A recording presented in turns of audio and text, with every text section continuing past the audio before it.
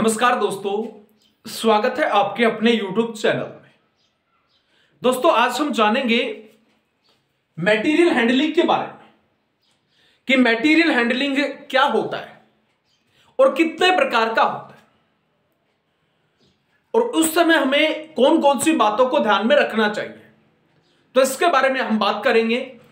उससे पहले चैनल पर नए हैं तो एक बार सब्सक्राइब का बटन जरूर दबाएं। वीडियो अच्छी लगे तो लाइक करें, कमेंट करें, शेयर करें। तो चलिए फ्रेंड्स, अधिक समय ना लेते हुए टॉपिक को शुरू करते हैं। मटेरियल हैंडलिंग, अगर हम इसकी हिंदी में बात करें तो मटेरियल होता है सामग्री। सामग्री, हैंडलिंग रख रखाव।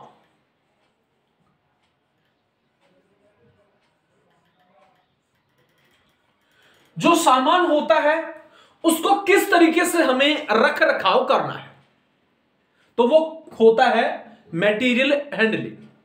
देखिए, औद्योगिक जो क्षेत्र हैं, कंपनी, फैक्ट्री, कारखाने, उनके अंदर लगभग 25% जो एक्सीडेंट, दुर्घटनाएं होती हैं वो इस मटेरियल हैंडलिंग के दौरान होती है, क्योंकि इनके बारे में हमें नहीं पता होता कि सामान को हमें किस तरीके से हैंडल करना है, एक स्थान से दूसरे स्थान पर किस तरीके से लेकर के जाना है, कौन कौन से प्रिकॉशंस लेने होते हैं।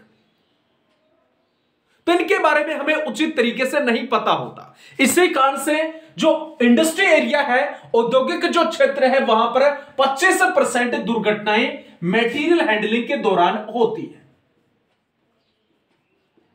अगर इसके बारे में हमें अच्छे से पता लग जाए मटेरियल हैंडलिंग के बारे में, तो 25% जो एक्सीडेंट, दुर्घटनाएं हैं उनको हमें रोक सकते हैं, कम कर सकते हैं। तो इस दौरान इनके बारे में जानना जरूरी है। तो यह होता है मटेरियल हैंडलिंग। उसके बाद हम बात करते हैं इसके प्रकार के बारे में कि कितने टाइप होते हैं। टाइप की अगर हम बात करें मटेरियल हैंडलिंग की, तो दो प्रकार के होते हैं। सबसे पहले आता है मैनुअल हैंडलिंग और दूसरा होता है मैकेनिकल हैंडलिंग।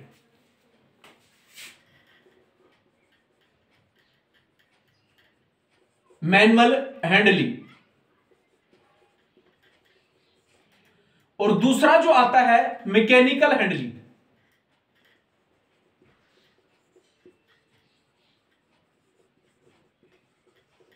ये दो प्रकार होते हैं मटेरियल हैंडलिंग के। सबसे पहले मैनुअल हैंडलिंग और दूसरा होता है मैकेनिकल हैंडलिंग। मैनुअल हैंडलिंग के समय हमें कौन कौन सी बातों को ध्यान में रखना है और मैकेनिकल हैंडलिंग के दौरान हमें कौन कौन सी बातों को ध्यान में रखना है। तो सबसे पहले इसके बारे में जान लेते हैं मैनुअल हैंडलिंग के बारे में।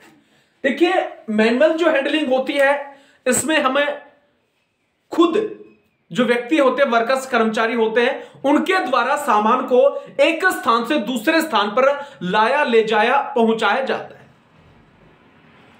अब जब जो सामान एक स्थान से दूसरे स्थान पर लेकर के जाया जाता है, उस दौरान बहुत सारी दुर्घटनाएं, एक्सीडेंट देखने को मिलते हैं। कौन कौन से? सबसे पहले बात करते हैं इसके मैनुअल हैंडलिंग के दौरान जो दुर्घटनाएं हैं वो।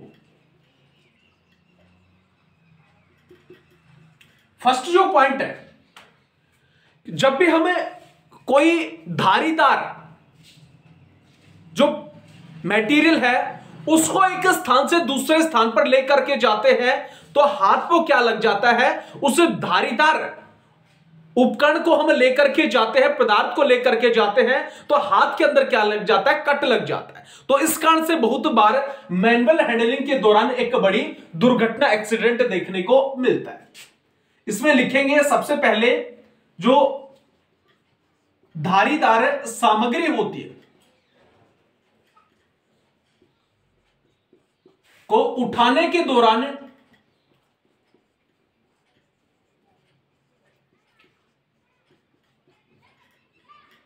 हाथ का कट जाना, हाथ में कट लगना। बहुत बार जो धारीदार सामान होता है, सामग्री होती है, उसको हम उठा करके लेकर के जाते हैं। अगर सुरक्षित तरीके से हैंडलिंग नहीं करेंगे, निश्चित रूप से दुर्घटना होगी। तो इसलिए इसके अंदर जो धारीदार सामग्री होती है उसको उठाते समय भी हाथों में, उंगलियों के अंदर कट लग जाते हैं। दूसरा इसमें आता है गर्म सामग्री को उठाते समय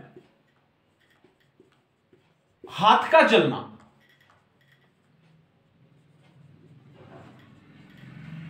जल जाना।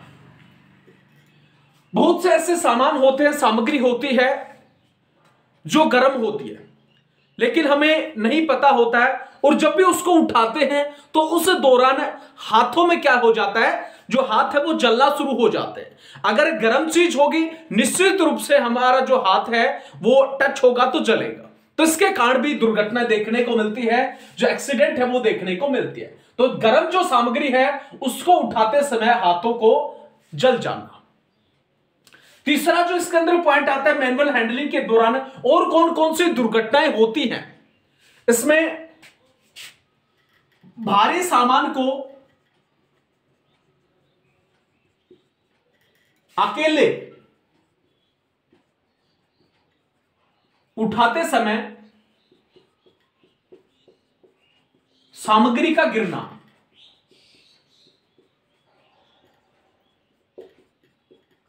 सामग्री का गिरना।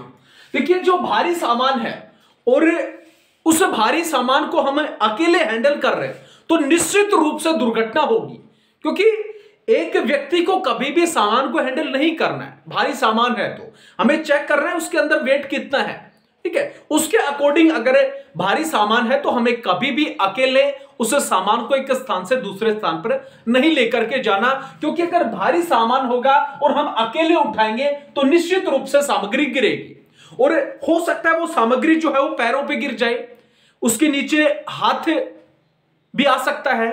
तो इसके कारण भी एक बड़ी दुर्घटना देखने को मिलती है मैनुअल हैंडलिंग के दौरान। 4 नंबर पॉइंट है, भारी सामान को उठाते समय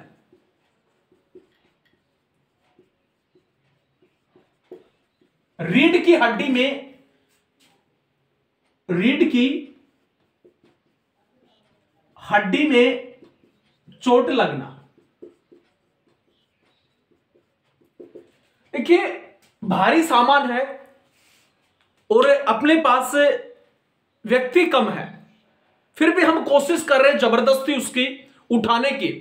अगर जबरदस्ती उसको उठाने की कोशिश करेंगे तो इससे जो दबाव लगता है हमारी रीढ़ की हड्डी में, रीढ़ की हड्डी के अंदर दबाव लगता है, जिसके कारण उसको भी नुकसान हो सकता है, उसको भी चोट लग सकती है। तो इसलिए इन सभी चीजों को ध्यान में रखना है। अगर भारी सामान है तो उसको अकेले हैंडल नहीं करना, क्योंकि इसके माध्यम से भी रीढ़ की हड्डी के अंदर चोट लग सकती है, रीढ़ की हड्डी के अंदर भी दर्द हो सकता है। इसके पश्चात 5 नंबर पॉइंट की तरफ अगर हम बात करें तो भारी सामान को उठाते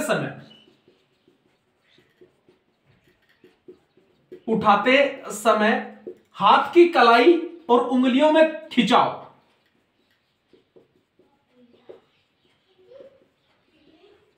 कलाई व उंगलियों में खिंचाव। देखिए, आपने देखा होगा बहुत बार भारी सामान है और जब उसको उठाते हैं तो भारी सामान होगा, निश्चित रूप से हमें जितना भी जोर है उसको लगाना पड़ेगा। तो इसके कारण क्या होता है, हमारे हाथ की जो कलाई होती है और उंगलियां होती हैं उनमें क्या होगा, उनमें खिंचाव होता है, खिंचाव लगेगा निश्चित रूप से। और जब खिंचाव लगेगा तो इसके अंदर भी क्या होना, दर्द होना शुरू हो जाता है। किसके कारण, मैनुअल हैंडलिंग के दौरान। तो इन सभी चीजों को हमें ध्यान में रखना है कि जब भी हमें सामान को एक स्थान से दूसरे स्थान पर लेकर के जाना होता है तो अच्छे से, एक सुरक्षित ढंग से लेकर के जाए। तो ये तो थी दुर्घटनाएं। अब बात करते हैं कि कौन कौन सी सावधानियां हमें यूज में लेनी चाहिए मैनुअल हैंडलिंग के दौरान। सावधानी, जब भी आप धारीदार सामग्री को उठाते हैं तो उस दौरान हमारे हाथों के अंदर जो ग्लव्स हैं वो होने चाहिए। ठीक है, हाथों के जो ग्लव्स होते हैं वो होने चाहिए। जब भी आप गर्म सामग्री को उठाते हैं, धारीदार सामग्री को उठाते हैं, उस दौरान ताकि हाथों के अंदर जो कट है, उंगलियों में जो कट है वो ना लगे। सबसे पहले जो पॉइंट है वो इसके अंदर यही होगा। दूसरा पॉइंट है, जब भी आप सामान को उठाते हैं तो कभी भी अकेले सामान को हैंडल नहीं करना है। टीम हैंडलिंग, एक टीम के साथ में हमें हैंडल करना है। एक हमें जब भी सामान को उठाना है तो टीम को बनाना है। 8 से 10 व्यक्तियों की एक टीम निर्धारित करेंगे और उस टीम के साथ में उस सामग्री को हैंडल करें, ताकि किसी भी प्रकार की जो समस्या है उसका सामना हमें ना होना पड़े, किसी भी दुर्घटना का शिकार हमें नहीं होना पड़े। इसके साथ साथ जितने भी जो पर्सनल प्रोटेक्शन इक्विपमेंट होते हैं, सुरक्षा के जो उपकरण है उनका यूज करना है। ग्लव्स हो गए, सेफ्टी शूज हो गई, ठीक है। और जब भी कोई केमिकल वगैरह होता है उसके बारे में भी हमें पता होना चाहिए, किस तरीके से हैंडल करना है। सामान को हैंडल करते समय हाथों की जो नाखून है वो कटे हुए होने चाहिए, ताकि दूसरे किसी व्यक्ति को उनके माध्यम से जो नुकसान है वो ना हो। तो इन सभी चीजों को ध्यान में रखना है। इस तरीके से उचित जो सावधानी है उनको यूज लेकर के और दुर्घटना रोक सकते हैं। अगर अडल्ट मेल है तो उसके लिए हमें वजन को निर्धारित करना है। अडल्ट फीमेल है तो उसके लिए भी हमें वजन को निर्धारित करना है। अडल्ट मेल की अगर मैं बात करूं तो उसके लिए हमें 50 केजी जो वेट है वो निर्धारित करना है। आसानी से वो एक स्थान से दूसरे स्थान पर लेकर के जा सकता है। और हम फीमेल की बात करें तो उसके लिए 30 केजी जो वेट है वो निर्धारित करना चाहिए, ताकि किसी भी प्रकार की उस समय मटेरियल हैंडलिंग के दौरान दुर्घटना ना हो। तो ये था मैनुअल हैंडलिंग और ये समस्याएं, दुर्घटनाएं, और ये जो थी अपने पास में प्रिकॉशन से सावधानी। अब बात करते हैं मैकेनिकल हैंडलिंग। देखिए, मैकेनिकल जो हैंडलिंग होते हैं यानी कि यांत्रिक उपकरणों के माध्यम से सामान को एक स्थान से दूसरे स्थान पर लेकर के जाया जाता है, लादा जाता है। तो उस दौरान भी बहुत बार दुर्घटनाएं देखने को मिलती है। जो क्रेन वगैरह होती है उनकी उपकरणों की अगर हम अच्छे से जांच नहीं करेंगे, सीलिंग हुक है, स्टील वायर रोप है, उसके माध्यम से ही तो सामान को उठाया जाता है। तो जब उसे मैकेनिकल हैंडलिंग के दौरान उन उपकरणों की अच्छे से हम जांच नहीं करेंगे, हो सकता है किसी भी उपकरण के अंदर कोई फॉल्ट हो और सामान को उठाने के दौरान वो समस्या आ जाए और ऊपर से सामान नीचे गिरे, नीचे भी जो भी व्यक्ति खड़ा हुआ है वो उस दुर्घटना का शिकार हो सकता है। तो इन सभी चीजों को ध्यान में रखना है हमें। जब भी यंत्रों के माध्यम से सामान को हैंडल किया जाता है, उठाया जाता है, उस दौरान जिस भी है उपकरण का हमें यूज में लेना है मैकेनिकल हैंडलिंग के दौरान, जैसे किसी रस्सी का यूज लेना है, स्टील वायर रोप का, सीलिंग हुक वगैरह का यूज लेना है, तो हमें उसको यूज लेने से पहले एक कॉम्पिटेंट पर्सन, सक्षम व्यक्ति के माध्यम से उसका निरीक्षण करवाना है। उसको निरीक्षण करेंगे, उसको चेक करेंगे, उसके पश्चात उसका हमें किसी भी साइट के ऊपर यूज ले सकते हैं, ताकि किसी भी प्रकार की जो दुर्घटना है उसकी समस्या ना हो। और उपकरण के अंदर कोई भी फॉल्ट है, टूटा हुआ है, खराब है, तो तुरंत उसको अपनी बुक जो होती है उसके अंदर नोट करें और उसको रिपेयर या रिप्लेस करने के लिए भेज देना चाहिए। जो क्रेन होती है उसको क्षमता से अधिक वेट नहीं उठाना चाहिए। जैसे मैकेनिकल हैंडलिंग के दौरान 100 टन सेफ वर्किंग लोड होती है, SWL सेफ वर्किंग लोड, सुरक्षित जो कार्यभार उठाने की कैपेसिटी है एक क्रेन की, माना हमने 100 टन की है। अगर हम उस क्रेन से 125 टन 125 टन वजन को उठाएंगे तो निश्चित रूप से दुर्घटना होगी। तो कभी भी हमें मटेरियल हैंडलिंग के दौरान इन चीजों को ध्यान में रखना है कि सेफ वर्किंग लोड से अधिक सामान नहीं उठाना है। साथ ही जो ऑपरेटर है उसको अच्छे से काम को करने के बारे में पता होना चाहिए, मटेरियल हैंडलिंग के बारे में पता होना चाहिए। अगर काम को करने के दौरान कोई दुर्घटना या ऐसी कोई सिचुएशन संभावना बनती है तो वो खुद के अनुसार हैंडल करने के बारे में पता होना चाहिए, उसको जानकारी होनी चाहिए। ठीक है, सामान को हैंडल करते के दौरान कोई समस्या हो जाती है तो वो खुद के अनुसार हैंडल कर सकता है। तो ऐसा एक सक्षम व्यक्ति, एक प्रशिक्षित व्यक्ति जो है ऑपरेटर, हमें उस साइट के ऊपर लगाना चाहिए। तो इन सभी चीजों को ध्यान में रखना है जब भी हमें मटेरियल हैंडलिंग करते हैं उस दौरान। तो ये था मटेरियल हैंडलिंग। वीडियो अच्छी लगी तो लाइक करें, कमेंट करें, शेयर करें। इसी प्रकार की इंटरेस्टिंग वीडियो आप तक आती रहेगी। तब तक के लिए जय हिंद, जय भारत।